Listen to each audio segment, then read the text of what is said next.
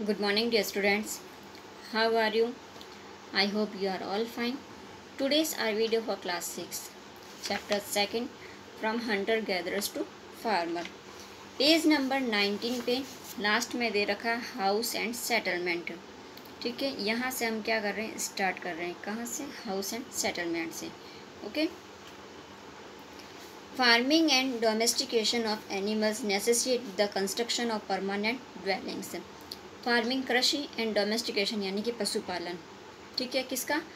Domestication of animals यानी कि जानवरों का पशुपालन, जो घरेलू जानवर होते हैं। Necessitate the construction of permanent dwellings. अब इनके जब इन्होंने क्या किया था, पशुपालन स्टार्ट कर दिया था, कृषि करना स्टार्ट कर दिया था, तो इनको क्या ज़रूरत पड़ी? परमानेंट ड्वेलिंग्स यानी कि स्थायी घरों की। क्या पड़ी? स्थायी घरों की इनको क्या पड़ी? ज़रूरत पड़ी, क्योंकि पहले ये रहते ही नहीं थे कहीं पर एक जगह भी रुक कर।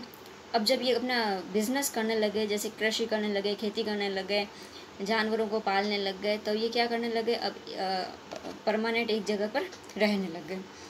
These house were quite different from these build in the mesolithic age. ये मकान जो बने थे, ये मध्य पाषाण युग में बने मकानों से क्या थे? काफ़ी अलग थे। ठीक है, डिफरेंट थे यानी अलग थे। Houses now were made of mud and tattered roofs and the plaster were coated on the walls.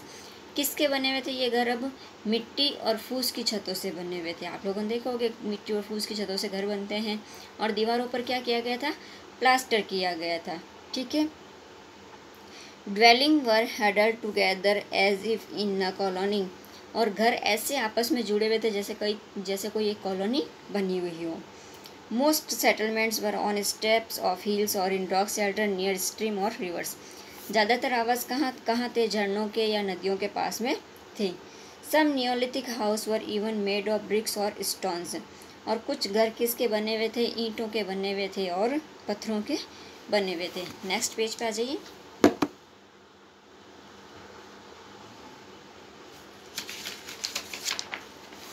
The earliest Neolithic settlement have been found in the valleys of Iran and Iraq and in the Israel and Palestine.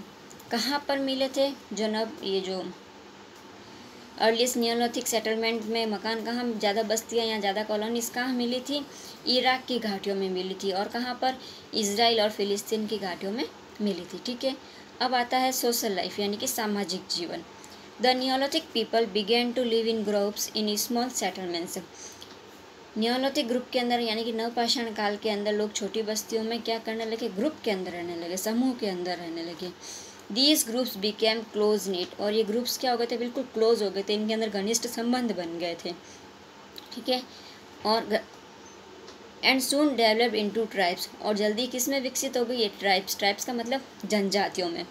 These led to new occupation and division of labour.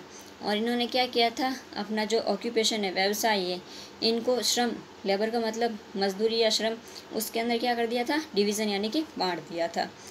People were given specific task based on certain skills. लोगों को क्या दिया जाते थे? उनकी skill यानी कि उनकी कौशल जो है, उनके आधार पर उनको काम दिए जाते थे। ठीक है। Some were engaged in farming, herding, weaving etcetera. कुछ लोग किस में बिजी होते थे? खेती करने में, कोई पशुपालन करने में, और वीविंग का मतलब बुनाई करना। कुछ लोग क्या करते थे? बुनाई आदि में लगे हुए होते थे। And others not engaged in any form of manual work made decisions about the welfare of tribes. और कुछ लोग जो थे बिल्कुल किसी भी प्रकार का शारीरिक काम नहीं करते थे। उन्हें सिर्फ क्या किया जाता था कि जनजाति के हित में जो डिसीजंस है वो लिया करते थे वो लोग। ठीक है। Elaborate burials and other rituals and ceremonies emerged. कौन कौन से? इसमें अंत्येष्टि यानी किसी व्यक्ति का अंतिम संस्कार करते हैं वह, और दूसरे कुछ अनुष्ठान वगैरह जो समारोह होते हैं, ये इनमें क्या थे? विस्तृत रूप में थे। ठीक है। Probably nature was worshipped in its various forms. Probably शायद प्राकृतिक या प्रकृति को उसके विविध रूपों में क्या किया जाता था? पूजा जाता था। Worship in various forms. Various का मतलब विविध, अनेक प्रकार के, फॉर्म्स का मतलब रूप।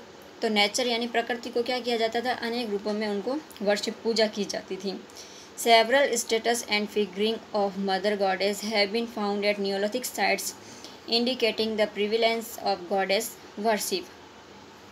ठीक है, नवपाषाण जगहों पर देवी देवताओं की कई मूर्तियाँ और मिली हैं, जो कि देवी की पूजा की क्या क्या दर्शाता है कि भाई यहाँ पे क्या की जाती, देवी की पूजा की जाती थी। ठीक है, और साथ में जो मर जाते थे उनकी भी समाधि वगैरह ऐसा या कुछ मिला है, जो उनकी क्या, उनसे भी पता चलता है कि भाई हाँ इनको भी क्या किया जाता था, इनकी भी पूजा की जाती थी। Elaborate tombs have been found in neolithic sites in Europe.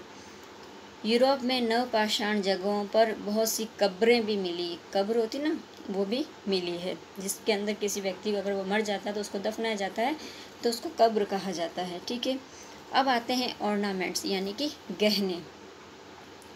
Peoples made have wore ornaments of conch shells, lapis lazuli and turquoise beads. Remains of necklace, bracelet and earrings have been found from many Neolithic sites. गहने, लोग क्या करते हैं, गहने पहनते हैं। किस किस के बने हुए होते हैं गहने, आप लोगों को तो पता होगा कि गोल्ड और सिल्वर के बनते हैं, लेकिन लोग शंख, लापिस लाजुली, फिरोजा, मोतियों, इनके भी क्या बनाते थे, गहने बनाते थे, आभूषण बनाते थे और उनको पहनते थे। कई नवपाषाण काल से हार, कंगन, झुमके, ईयरिंग्स, जो झुमके कानों में पहनते हैं, उनके भी क्या मिले हमको, अवशेष मिले हैं। यानी अब नेक्स्ट आता है Neolithic sites in the north west case study Mehrgarh. ये हम आपसे नेक्स्ट क्लास के अंदर डिस्कस करेंगे। Have a nice day, thank you.